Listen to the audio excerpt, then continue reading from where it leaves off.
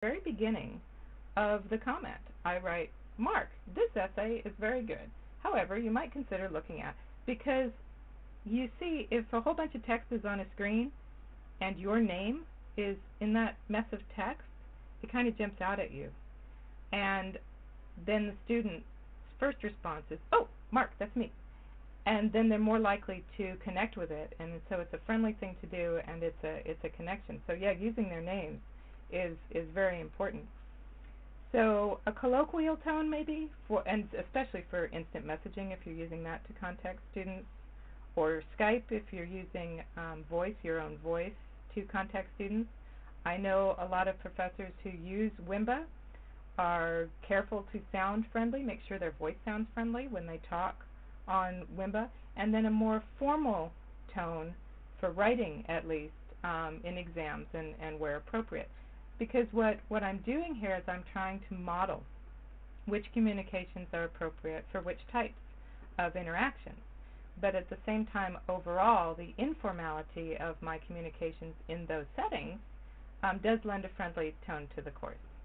And I put the little smiley face up here on the slide because it took me a while to realize how important emoticons are. At first I thought, I'm not going to do that. That's so tacky. But emoticons are terribly important in informal communication because they let people know, what your mood is at the time that you're writing.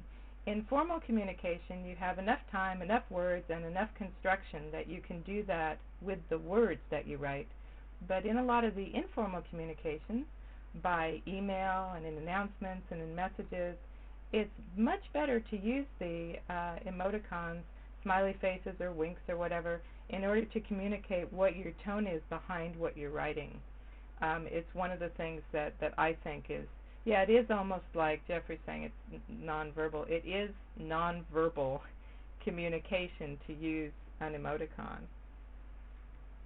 So how to be friendly but not too friendly? I try to find a balance in between that old sage on the stage, I am here to give you wisdom, and I'm your Facebook friend, what are you doing on Saturday? Because being approachable is really close to being friendly.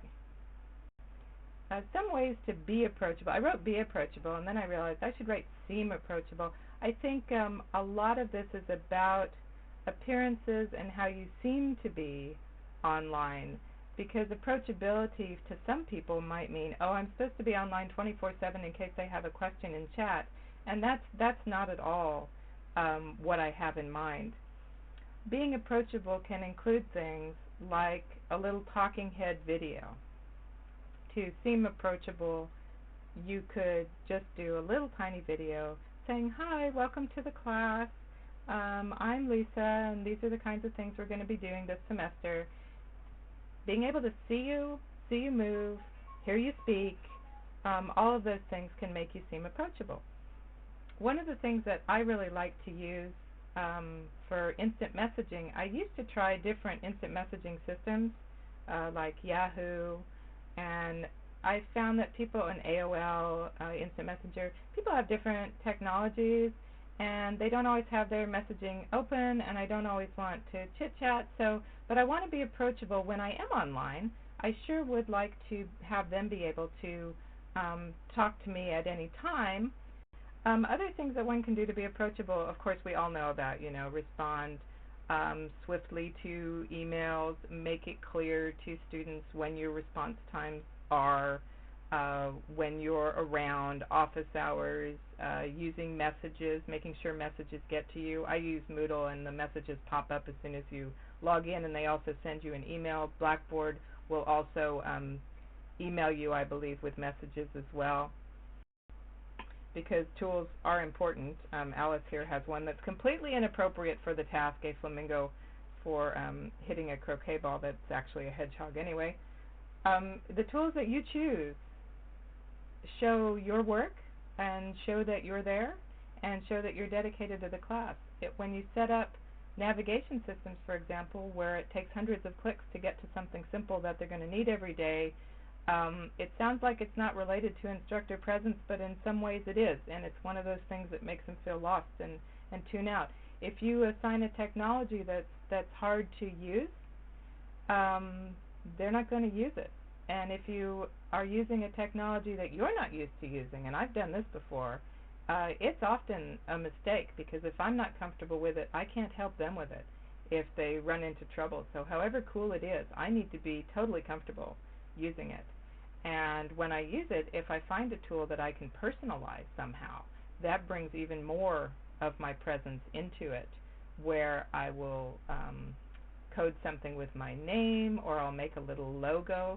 For example, I'm teaching right now in Moodle, which is a learning management system, and I spent a lot of time designing a little logo for my class and figuring out how to put it on the page so that it would personalize my class and say, hey, this is my space, welcome to my space. That's part of instructor presence too. It should look like my space.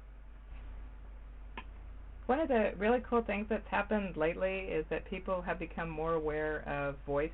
I think Wimba Voice has helped extraordinarily with this, because the tools to record your voice and post it online have been around for a very long time, but they haven't usually been integrated in such a way or easy enough to use that people just kind of jumped in and did it.